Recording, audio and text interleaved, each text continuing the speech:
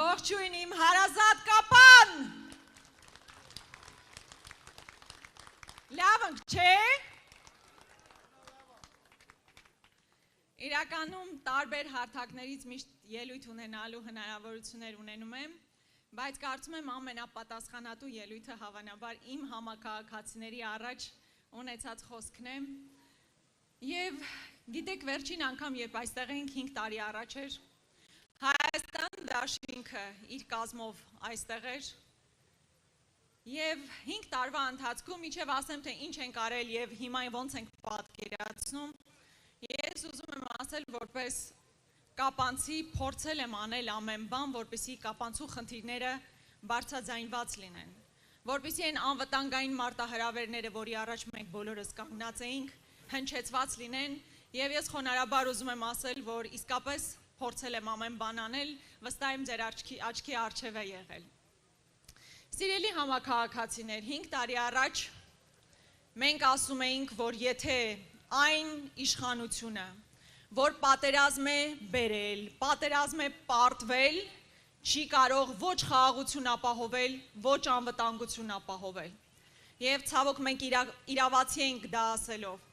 Եվ մենք տեսանք, որ վերընտրվելուց հետո 21 թվականից մինչև հիմա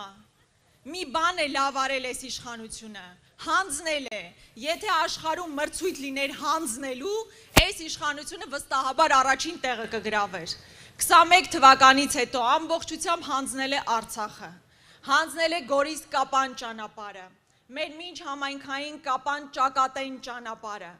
Եվ հիմա էլ նորից մասնակցում է ընտրություններին ասելով, որ հիմա էլ գալիս է այսպես կոչված անկլավներ հանձնելու, Տիգրանաշենը հանձնելու, այն ճանապարհը, որով մենք ամեն օր գնում և գալիս ենք։ Եվ սա մենք միասին պետք է ուղղակի թույլ չտանք։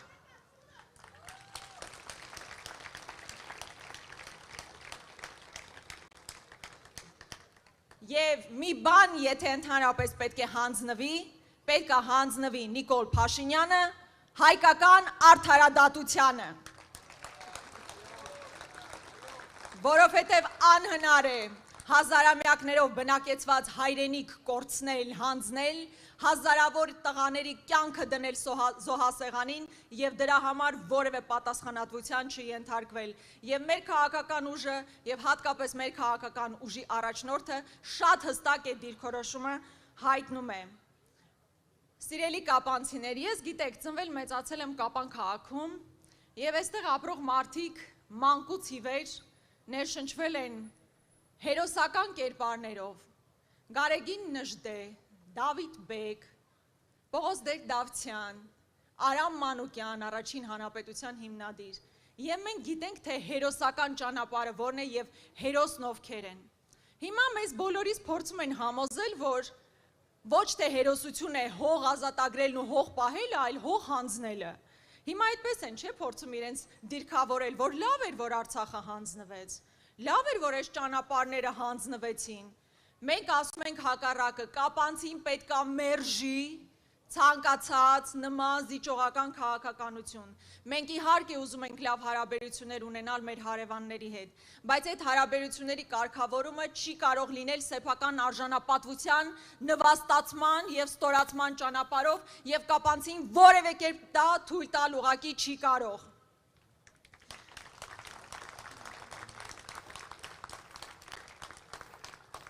Ես վերջին ժամանակահատվածում հատկապես լսել եմ, որ շատ մեծ դժգոհություն կա հատկապես սահմանամերձ բնակավայրերում դպրոցների փակման առիթով և ես չեմ կարող այս հարթակից չխոսել նաև դրա մասին։ Սիրելի հատկապես սահմանամերձ բնակավայրերի բնակիչներ, մենք պարզապես կասեցնելու ենք այդ ծրագիրը։ Նույն Դավիթ Բեկից բազմաթիվ ահազանգներ ենք ստացել, այդ ծրագիրը կասեցվելու է, սահմանամերձ գյուղը առանց դպրոց ուղղակի գոյություն ունենալ չի կարող և թույլ չենք տալու այս հանձնվողական քաղաքականությունը բերել արդեն երկրի սահմաններից ներս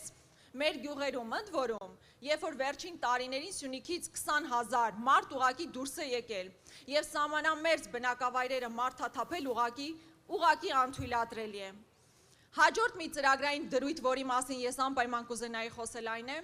որ սահմանամերձ բնակավայրերում յուրաքանչյուր ծնվող երեխայի համար մենք առաջարկում ենք տրամադրել ընտանիքին 60,000 դրամ մինչև նրա չափահաս դառնալը։ Սա ստրատեգիական մոտեցում է։ Մինչ այս իշխանությունները փակում են դպրոցը, որը փաստացի բերելու է մարդաթափման սահմանամերձ բնակավայրերի,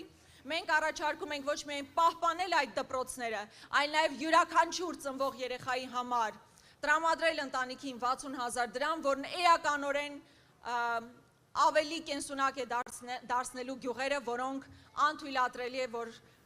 ուղղակի մարդաթափվեն։ Հայաստանի Հանրապետությունը, մեր երկիրը սկսում է սահմանամերձ բնակավայրից և մենք այն պարտավոր ենք պահպանել։ Մի քանի օր առաջ վերջին զանգներ ես կապանում էի, քայլում էի փողոցով, հանդիպում էի շրջանավարտների և շատ ուրախ էի, երբ նրանցից մի քանիսն ինձ ասում էին, որ շատ ոգևորված են այն ծրագրային առաջարկով, որ առաջիկայում կրթությունը լինելու է անվճար։ Այո, սիրելի երիտասարդ, դու պետք է սովորես անվճար պետական համալսարաններում և դա պետությունը ձեզ ապահովելու է, մեր իշխանությունը դա ապահովելու է, մենք դա երաշխավորում ենք։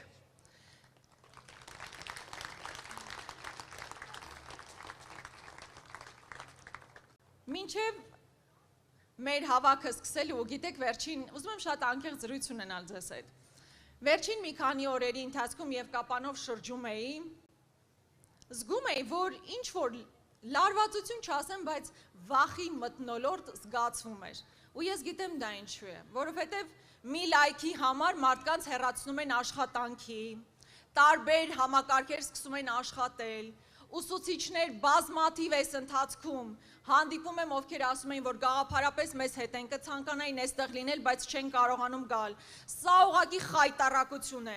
Այն վախի մթնոլորտը, որ փորձում են սերմանել մարդկանց մեջ, ուղղակի խայտառակություն է։ Իրենց թվում է, որ Նիկոլ Փաշինյանը, որ այստեղ է գալիս, ստիպողաբար բոլոր դպրոցի տնօրեններին և ուսուցիչներին բերել այստեղ կանգնացրել եք, ինչ որ եղանակ եք փոխում, իհարկե չեք փոխում։ Ուսուցիչը երեխա է կրթում, և նա գիտի, որ Աստված մի արասցե այս իշխանությունները եթե պահպանվեն, ապա դասագրքերում ամոթալի իրողություններ են արձանագրվելու։ Ընդհուպ մինչև որ Արցախի հերոսամարտը համարելու են սովորական ճակատագրական սխալ։ Ես այն սերունդն եմ, որ արժևորում եմ իմ նախորդ սերնդի արած հերոսական քայլերը և բոլորս պետք է արժևորենք։ Եվ ուսուցիչը, այո, ոչ թե պետք է իրեն ստիպել այստեղ գալ հանձնվողականության մասին դասեր լսել, այլ պետք է պայքարի, որպեսզի իր աշակերտը հերոսական ուղու մասին իմանա, հերոսական պայքարի մասին իմանա, իրական հերոսների մասին իմանա և ոչ թե դավաճանների և հող հանձնողների։ Սիրելի կապանցիներ, կարծում եմ դեռ առիթներ կլինի նաև այս ընթացքում շատ շփվելու, Սյունիքը մեր Հայաստանի ողնաշարն է։ Ես ուզում ենք մենք միասին ամուր պահենք այդ ողնաշարը, որովհետև իսկապես բազմաթիվ վտանգներ և մարտահրավերներ կան, որ հիմա մեր առջև կանգնած են։ Բոլոր աշխարհաքաղաքական կենտրոնները աչք ունեն այս կամ այն հատվածի վրա։ Եկեք մենք միասնաբար ասենք, որ թույլ չենք տալու, որ Սյունիքը որպես մեր ողնաշար ջարդվի։ Մենք ամուր պահելու ենք Սյունիքը, ամուր պահելու ենք Կապանը, ու ոչ թե խոսելու ենք նրա մասին, որ դեռ Հայաստանում կան տարածքներ, որ պետք է հանձնվեն, այլ ասում ենք, որ մեր սուվերեն տարածքները պետք է ազատագրենք։ Եվ ես վստահ եմ, որ մենք միասնաբար դա կարող ենք անել։ Միասին և հետևաբար, ես ուզում եմ բոլորին հորդորել, խնդրել, անպայմանորեն մասնակցել ընտրություններին, ոչ միայն մարդիկ, ովքեր այստեղ կանգնած են, վստահ եմ դուք գնալու եք ընտրություններին, այլ մարդիկ, ովքեր տարբեր տեղերից հիմա մեզ լսում են, բայց այստեղ չեն։ Պարտադիր մասնակցեք ընտրություններին, եթե չեք ուզում, որ մեր եկեղեցին քանդվի։ Պարտադիր մասնակցեք ընտրությունների, եթե չեք ուզում Ալիևի պատվերով սահմանադրություն փոխվի։ Պարտադիր մասնակցեք ընտրություններին, եթե չեք ուզում նոր տարածքներ հանձնվեն, ինչի անոնսը արդեն արվել է։ Պարտադիր մասնակցեք ընտրություններին, որպեսզի մեր խորհրդանիշների դեմ պայքար չմղվի, որպեսզի ադրբեջանցիները Հայաստանում չբնակեցվեն և չզգան իրենց այնպես, ինչպես երազում է այսօրվա իշխանությունը։ Սա մեր բոլորի պարտքն է մեր ավակ սերունդի նկատմամբ եւ մեր գալիք սերունդի նկատմամբ պահպանել մեր ինքնությունը եւ հանուն դրա պետք է մասնակցել ընտրություններին։ Շնորհակալ եմ շատ։